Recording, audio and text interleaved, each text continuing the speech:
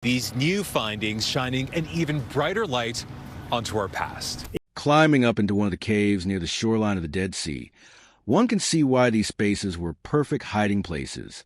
It began with a sealed scroll, buried in silence for over 2,000 years, discovered deep inside a cave in northern Israel.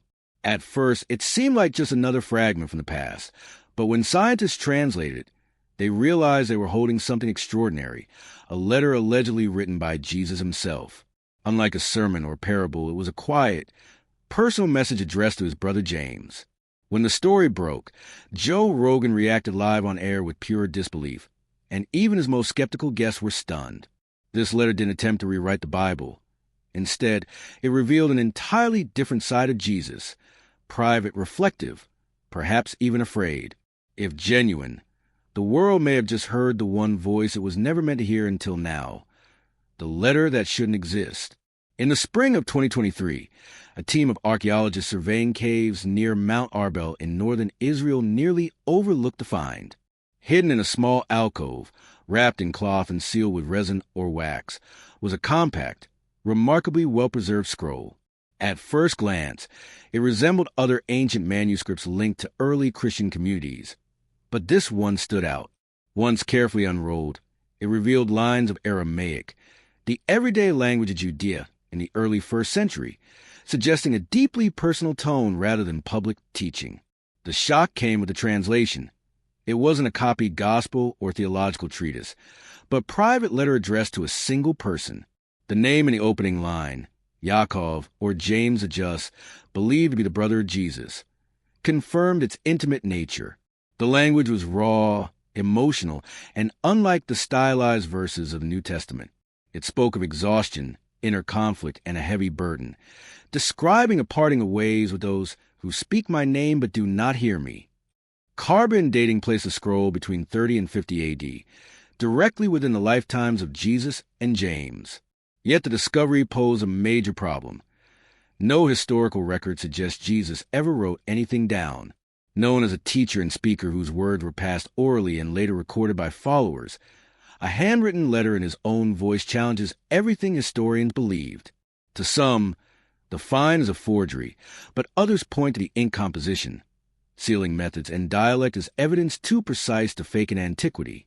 If real, the letter reframes Jesus not only as a divine figure, but also as a man burdened by what was to come, choosing to confide privately in his brother. What makes the letter most disruptive is its content. It is not prophecy, not a declaration, but confession-like reflection, written in first person with quiet urgency. The opening lines read, "Let what is loud grow still, and let what is seen be known for what it hides." From the start, it signals that the message was never meant for public teaching, but for something deeper and more personal. Scholars note a recurring theme: truth is burden. One striking passage reads, "The truth is not for crowd. The truth must be carried, and not all hands are made for its weight." The tone is not bitter, but tense, as if wrestling with how inner belief would inevitably be reshaped or misunderstood. Whether authentic or not, the scroll raises questions no doctrine anticipated. A message hidden for millennia has now surfaced, confronting the world with a voice from the past that was perhaps never meant to be heard. The letter does not warn kings or empires, nor does it mention Rome, threats, or political undertones. It is not a revolutionary manifesto, but instead reads like a final journal entry, something entrusted to James, described simply as my brother in soul and blood. The writer reflects on the loneliness of being misunderstood, noting, "They see only the fire, but not the hand that lit it. They repeat my words, but do not wait to hear them." Some interpret this as foresight that his teachings would one day be taken out of context, valued more for identity than for insight.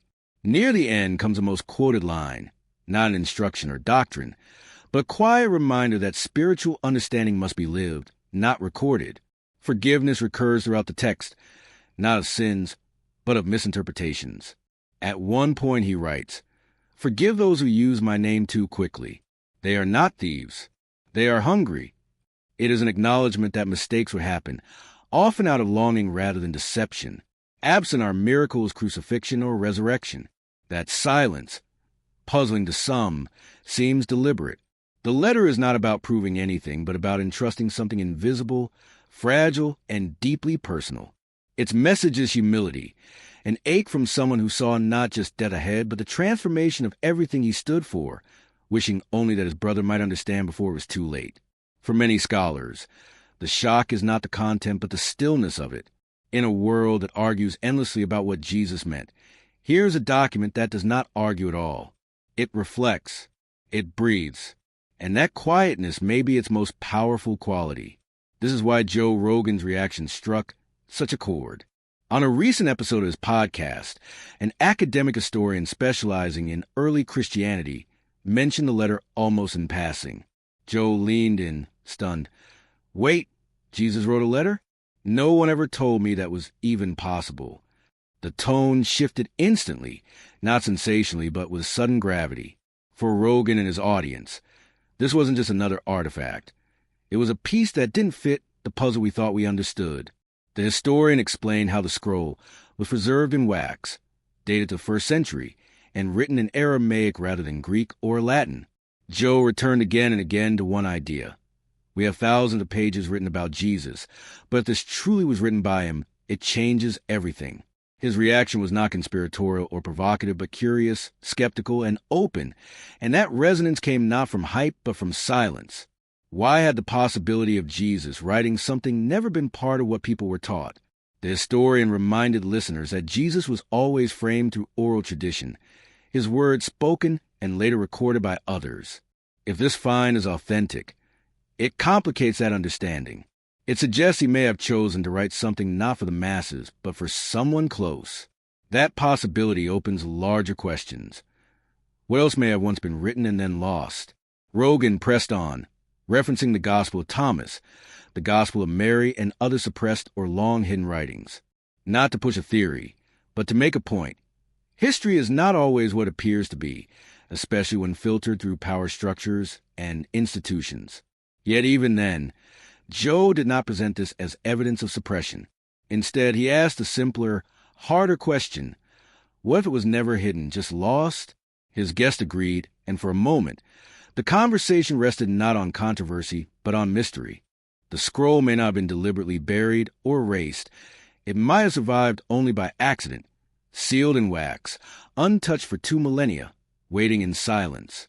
What struck Joe Rogan and his audience wasn't just the letter's content, but the reminder that history can still surprise us, that a single scroll, a single moment of handwriting, can make us stop and rethink everything we thought we knew. That's what the Joe Rogan Experience does best. It doesn't force conclusions. It lets conversations breathe. This one left room for wonder, respect, and the unsettling possibility that sometimes the past isn't finished speaking. And maybe that's the real takeaway. Not whether the letter is authentic, but the fact that it exists at all. For a few moments, millions of listeners sat with a haunting question. Was it ever meant to be found? When something lies hidden in a cave, sealed with wax for 2,000 years, untouched until now, it's impossible not to wonder if we were ever supposed to read it. That's the question now circling among scholars, studying the Aramaic letter found near Mount Arbel, allegedly written by Jesus to his brother James. Unlike scrolls meant for circulation or public teaching, this one felt different. Folded tightly, wrapped in cloth, sealed in natural wax. It looked less like a text for proclamation and more like a secret meant to be protected or forgotten. Historian Dr. Elias Carman noted in a follow-up interview that it was not just hidden but entombed, suggesting intentional secrecy. One growing theory is that this was a farewell written in Jesus' final days. Not the voice of a preacher speaking crowds, but a man confiding the one he trusted most. The letter's phrasing is strikingly unmessianic. No parables, no proclamations of divinity, no commands. Just weary, raw, and fragile lines like, "Hold fast when the darkness gathers, and what I cannot speak, I leave with you in silence." It reads less like scripture and more like confession, a whisper instead of a sermon. That emotional tone is what resonates most with researchers, not its doctrine, but its humanity. For if genuine, we are not reading a gospel. We are reading something Jesus never intended anyone but his brother to see. That realization carries existential weight. What else might still be hidden? How many private fragments have been buried? not because they were heretical, but because they were too personal. And if such writings ever surface, do we even have the right to read them? Joe Rogan captured this tension perfectly, comparing it to stumbling upon someone's journal. Like if someone had a secret notebook and it ends up on the front page. It's heavy, man. That heaviness, the sense of intruding on something private, has given this discovery more depth than any theological argument. It isn't about proving doctrine, but about mystery, timing, and the uncomfortable weight of knowing something perhaps never meant to be known. And yet, the letter is here, translated, discussed, and now part of history.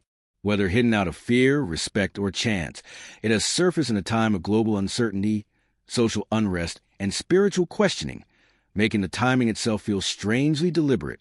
Cultural historian Dr. Leora Saffron remarked that while scholars don't claim this was meant to emerge now, its themes resonate uncannily with today's fractured world.